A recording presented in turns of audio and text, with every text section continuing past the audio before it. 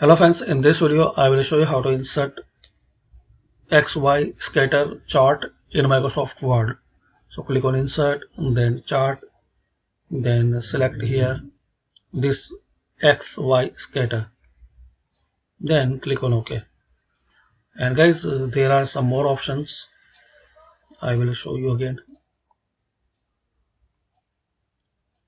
Insert and chart and XY scatter. So you can select any style, with line, without line, with dot,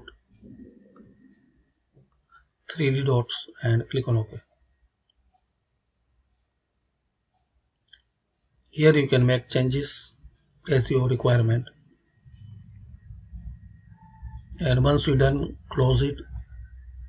And guys, you can change style for this chart by clicking here, like background with lines.